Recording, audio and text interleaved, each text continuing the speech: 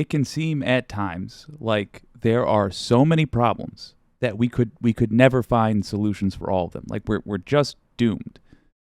But the neat thing is, some of our problems are actually caused by other problems that we have. So solving just one can in fact solve a bunch. Particularly when you are looking at the imbalance of power in the country right now. We're talking about the United States of America. The biggest problem is that the rich are too powerful. We have a shrinking middle class, and we have a country that is designed to operate entirely on wealth, or rather mostly on wealth. How much access to money you have determines what kind of trial you will receive. Do you have an overworked public defender, or can you hire your own attorney? Can you hire a fleet of attorneys? What would you call a group of lawyers? A gaggle? I like a gaggle. Regardless, it determines what kind of health care you receive. Are you one of the 42% of Americans that in a myvision.org poll responded that they have skipped a doctor's appointment because of of concerns for costs?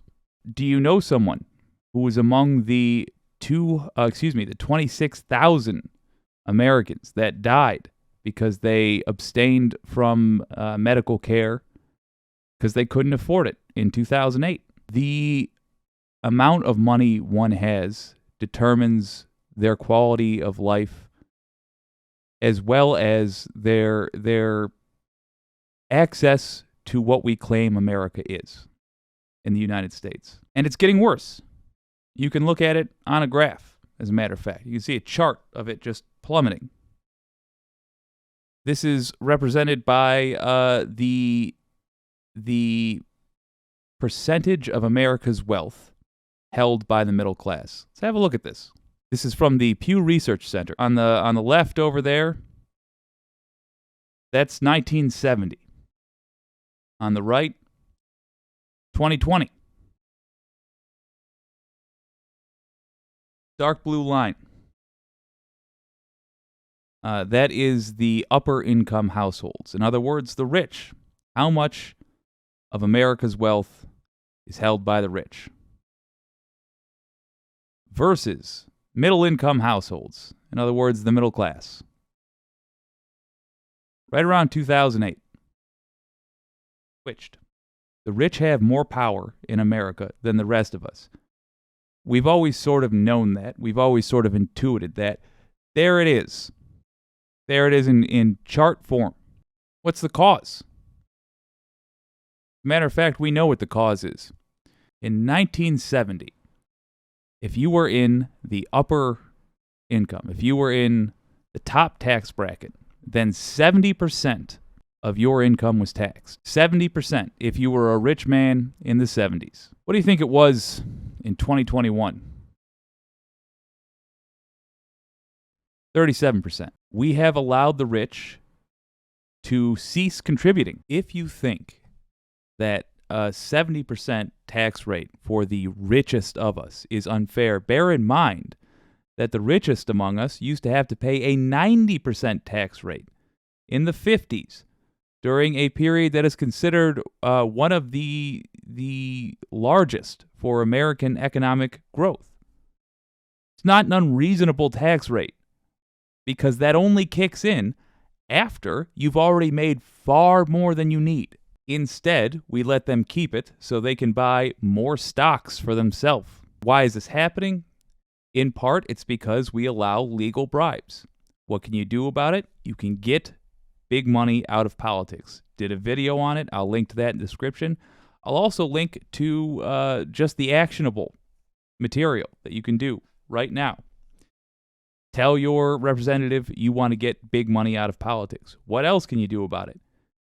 Popularize this phrase, tax the rich. I hear people saying, eat the rich all the time, or making vague allusions. Don't hint at anything. Be direct. Tax the rich. You want to know what policies we should be pursuing? Tax the rich. Everybody can get behind that. The rich have hidden behind the idea that taxes for any of us are taxes for all of us. It's not so.